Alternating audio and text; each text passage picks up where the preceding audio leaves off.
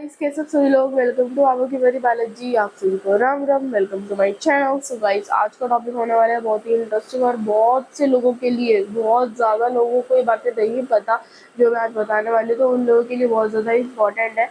ये बातें सुन के आपकी लाइफ में बहुत ज़्यादा चेंजेस आने शुरू हो जाएंगे और आपको मेरी बातें बहुत ज़्यादा इंटरेस्टिंग लगने वाली है। आज मैं आपको बताने वाली हूँ कि अपने जीवन के अंदर अज्ञानता का अंधेरा हटा के ज्ञानता का उजाला कैसे आए। सो गाइस, ये वीडियो होने वाली है बहुत ही इंटरेस्टिंग, तो इस वीडियो को बिल्कुल भी स्किप मत करना। और गाइस, फटाफट से मेरे चैनल को सब्सक्राइब कर दीजिए क्योंकि आपको बहुत ज़्यादा मज़ा आने वाला है इस वाली वीडियो में।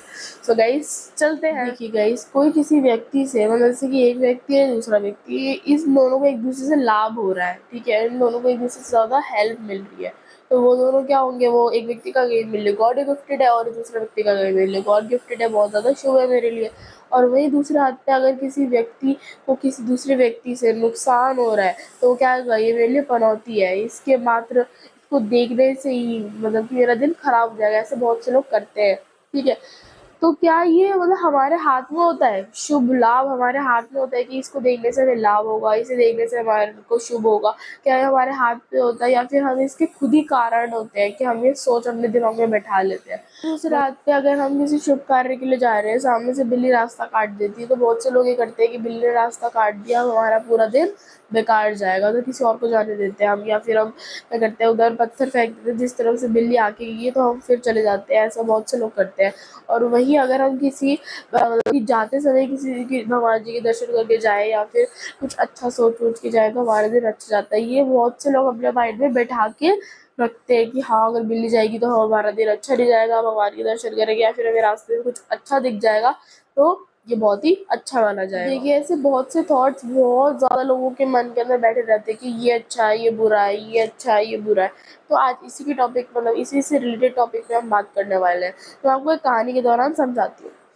देखिए, अब एक बहुत पुराना गाँव हुआ करता था जिसके अंदर बहुत ज़्यादा भुखमरी फैल रही थी। बहुत ज़्यादा, मतलब बारिश भी नहीं होना, खाने पीने की दिक्कत, जब बारिश नहीं होगी तो फसल कैसे उगेगी और फसल नहीं होगी तो खाना कैसे मिलेगा, ऐसा शुरू हो गया था। बिल्कुल भी बारिश नहीं हो रही थी बहुत सालों से। फिर क्या हुआ, उन गाँव के लोगों ने बहुत से पंडित बुलाए, बहुत से पूजा पाठ करवाए, लेकिन फिर भी क्या हो रहा था, कुछ भी हल नहीं निकल रहा था, बारिश बिल्कुल भी नहीं हो रही थी। बहुत से लोग परेशान हो गए थे और बहुत से लोगों ने गाँव भी छोड़ दिया था, लेकिन वो गाँव बहुत बड़ा था जिसकी वजह से सारे लोग गाँव नहीं छोड़ पा रहे थे। फिर क्या हुआ, एक बार फिर क्या होता है, उस मतलब उसी कुछ मतलब कि उसी से कुछ दिनों बाद एक बच्ची जन्म लेती है एक घर में। उसके पापा बहुत ज़्यादा खुश हो जाते हैं। वो क्या करते हैं, उसके पापा उसको गोद में उठाते हैं और पूरे गाँव में बताने लगते हैं कि देखो मेरी बच्ची हुई है, मेरी बच्ची हुई है। फिर क्या होता है, जब वो बच्ची रोती है, देखो बच्चा होता है तो रोता ही है वो, जब वो रोती है तब क्या होता है, उसी कुछ ही सेकंड बाद, उससे कुछ ही सेकंड बाद बारिश स्टार्ट हो जाती है और वो भी बहुत तेज़ बारिश स्टार्ट हो जाती है। और ये देख के सारे गाँव वासी ये सोचते हैं कि ये बच्ची हमारे लिए बहुत ही भाग्यवान बच्ची है, बहुत ज़्यादा भाग्यशाली है इस गाँव के लिए। सब लोग उस बच्चे से मतलब कि उसके मतलब उसको मतलब बहुत ज़्यादा खिलाते हैं कि हाँ देखो, इस बच्ची का हमारे मतलब गाँव में जैसे ही आई वैसे हमारे गाँव में बारिश स्टार्ट हो गई, जो कि इतने सालों से नहीं हो रही थी। गाँव वासी क्या करते हैं, उस बच्ची का नाम भाग्यवती रखवा देते हैं। और जो भी उस गाँव में शुभ कार्य होता है तो वो उस बच्ची का हाथ लगवा के या फिर उस बच्ची के मतलब कि उसकी इंस्ट्रक्शन से ही होता था। जब वो बच्ची 20 साल की हुई, कुछ साल बाद वो जब वो 20 साल की हुई, तब क्या हुआ, फिर से भुखमरी स्टार्ट हो गई, क्योंकि फिर उसके बाद बहुत कम बारिश पड़नी शुरू हो गई और फिर बारिश पड़नी बंद हो गई, जिसकी वजह से बारिश की ना होने की वजह से फिर से भुखमरी फैलने लग गई। और जब वो बच्ची 20 साल की हुई तब सबने उससे फिर से बोला कि तुम जाके फिर से बारिश करवाओ जैसे तुमने पहले करवाई थी। वो फिर क्या कर रही बच्ची, एक जगह खड़ो के बहुत ज़्यादा चीखने लगी, रोने लगी तेज तेज, और मतलब ऐसे करने लगी जैसे वो फर्स्ट टाइम करा था उसने। फिर क्या हुआ, सारे गाँव वासी ने देखा कि बारिश तो फिर भी नहीं हो रही। वो बच्ची बहुत तेज चीखी और भगवान से खूब प्रार्थना करी, लेकिन फिर भी बारिश नहीं हुई। क्या होता है, वो गाँव वासी क्या करते हैं, कुछ पंडितों को बुलाते हैं और पूछते हैं उनसे कि ये इस गाँव के अंदर से सूखापन कैसे हटेगा, बारिश कब होगी। वो पंडित कुछ समय लेते हैं और फिर उसी समय उनको बताते हैं, मतलब उसी दिन में उन्हें बता देते हैं कि देखो, इस गाँव में जो ये लड़की है जो भाग्यवती थी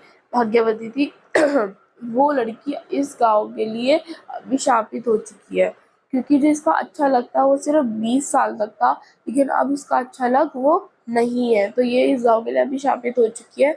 इस लड़की को अगर मतलब कि आपको इस गाँव में से जो ये सूखापन है, बारिश नहीं हो रही, ये सब हटाना है, तो आपको इस लड़की को भी इस गाँव से दूसरे गाँव भेजना पड़ेगा या फिर इसको इस गाँव से निकालना पड़ेगा। फिर क्या होता है, लड़की बहुत ज़्यादा परेशान हो जाती है, वो रोते-रोते पापा के पास जाती है, अपने पापा को बताती है सारी बातें।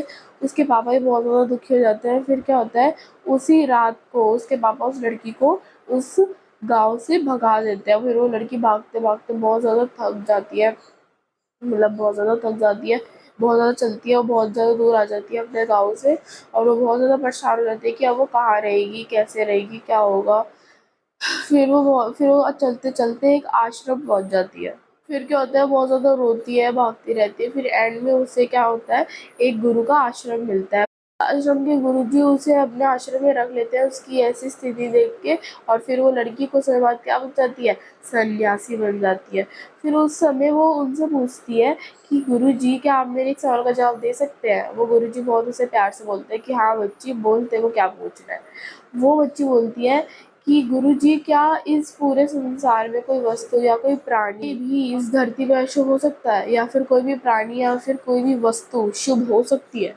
वो कहते हैं इस धरती पे एक ही अशुभ चीज़ है, और फिर वो वहीं रुक जाते हैं।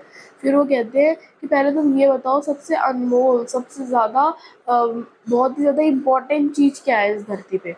वो लड़की कहती है हीरे, क्योंकि हीरे बहुत नसीब वालों को और बहुत ही कम लोगों को ही मिलते हैं।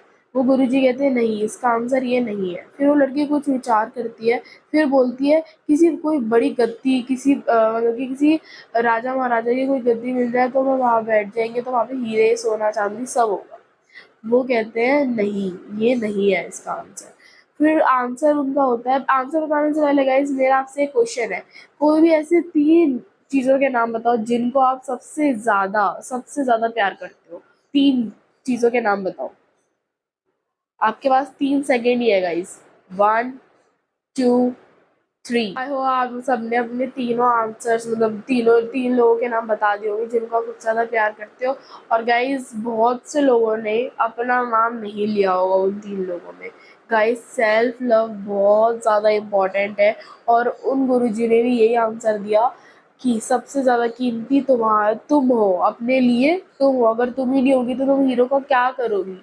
तुम अपने लिए बहुत ज़्यादा कीमती हो, और तुम अपने आप में बहुत अच्छी लड़की हो। वो लड़की बहुत ज़्यादा खुश हो जाती है। कहते हैं कि देखो, ये हमारा शरीर इतना इम्पोर्टेंट है कि इसके बिना हम कुछ भी नहीं है। हमारी आत्मा तो इतनी छोटी सी होती है, एक अंगूठे के बराबर होती है आत्मा, लेकिन जो हमारा शरीर है यही तो असली चीज़ है जिसकी वजह से हम काम कर पा रहे हैं। इसकी वजह से तुम हीरे भी कमा सकती हो, कोई बड़ी मतलब कि राजा महाराजा की गद्दी में भी बैठ सकती हो, और स्वर्ग भी पा सकती हो। इस शरीर से हम वो सब काम कर सकते हैं जो हम। उस लड़की को आत्मज्ञान प्राप्त हो गया, और वो क्या करती है, कुछ देर बाद वो अपने गाँव की तरफ बढ़ जाती है, मतलब गाँव की तरफ चली जाती है। जब वो गाँव पहुँचती है, फिर वो देखती है बहुत ज़्यादा उस गाँव में बहुत ज़्यादा बीमारियाँ फैलने लग जाती है। बहुत से बूढ़े बड़े जवान लोग भी बहुत ज़्यादा उनकी डेथ होनी शुरू हो जाती है। वो लड़की बहुत ज़्यादा परेशान भी हो जाती है ये देख के। और लेकिन जब वो किसी गाँव वाले से पूछती है कि ये सब क्या हो रहा है, तो फिर वो सब गाँव वाले कहते हैं कि देखो, तुम्हारी वजह से हमारी ये हालत हो रही है, अगर तुम यहाँ से चली जाओगी तो हम सब ठीक हो जाएंगे, तुम यहाँ से चली जाओ। चली तो जाती है लड़की, लेकिन वो जाने से पहले क्या करती है, अपने पिताजी को ठीक करके चली जाती है, जिससे सब लोग हैरान रह जाते हैं। तो गाइस वो लड़की क्या करती है, जब अपने पिताजी को ठीक कर देती है, वो सारे गाँव वाले आश्चर्यचकित रह जाते हैं। सारे गाँव वाले बहुत ज़्यादा वो हो जाते हैं, एकदम शॉक्ड हो जाते हैं कि ये लड़की तो इस गाँव के लिए अभिशाप थी, लेकिन ये अपने पिताजी को ठीक करके चली गई, इसका ठीक कर सकती है। फिर क्या करती है, वो लड़की तो चली जाती है। लेकिन आप इस स्टोरी से क्या सीखते हैं कि हमें अपने दिमाग में ऐसी कोई बात नहीं बिठानी चाहिए, कोई अंधविश्वास नहीं बिठाना चाहिए जिससे हमें ही हानि हो और दूसरे किसी को दुख पहुंचे, ठेस पहुंचे। वो लड़की कितना दुखी हुई थी, कितना रोई थी, और आज वो देखो कितनी ज़्यादा ज्ञानी हो चुकी है, और उसने अपने पिताजी को भी ठीक कर दिया। देखिए गाइस, हमारे अपने ही निर्णय की वजह से कोई काम ठीक या गलत होता है। हम जो निर्णय लेंगे, जैसे ये ठीक था, हमने उसे मतलब क्यों कर दिया, मना कर दिया कि हमें ये नहीं करना, ये गलत है, हम उसे ठीक करेंगे, फिर हमें खुद ही दुख होगा कि हमने इस काम को करा ही क्यों, हमें इतना दुख हुआ इस काम को करने के बाद।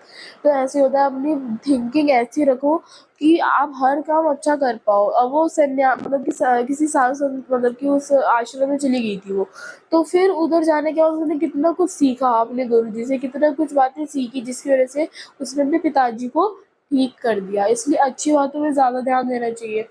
हम गलत की ओर जाते हैं, अगर हम उसी गलत की ओर जा भी रहे हैं, अगर हमारे अंदर एक मतलब भगवान की शक्ति है, भगवान की पूजा पाठ करते हैं, तो वो गलत रास्ता भी हमारा कुछ नहीं बिगाड़ पाएगा। हमें ऐसा कुछ भी नहीं सोचना चाहिए जो कि किसी और के लिए भी गलत हो और हमें भी बाद में अफसोस हो। सो गाइस, ये था आज की वीडियो में। अगर आपको ये वाली वीडियो पसंद आई तो लाइक शेयर और सब्सक्राइब कर देना। जो जो मेरे चैनल में नए सब्सक्राइब बटन दबा देना और इस वीडियो को एक अच्छा सा हिट लाइक कर देना। कमेंट्स में बता देना गाइस आपको मेरी वीडियो कैसी लगी। सो गाइस, ये वीडियो बहुत ही ज़्यादा हेल्पफुल रही होगी आपके लिए और आप सबको पता लग गया होगा कैसी थिंकिंग करनी चाहिए, कैसे मतलब कि सोच विचार के आपको हाँ ना बोलना चाहिए। अपने मतलब कि जो भी आपके फैसले होते हैं उसको बहुत ही ज़्यादा सोच विचार के लेना चाहिए और गुस्से में कोई फैसला नहीं लेना चाहिए, क्योंकि गुस्से में आकर मनुष्य कोई ना कोई गलती ज़रूर कर देता है। सो गाइज, आई होप आपको बहुत अच्छा मोटिवेशन भी मिला होगा। सो गाइज, मिलते हैं आपको नेक्स्ट वीडियो में, तब तक के लिए बाय बाय।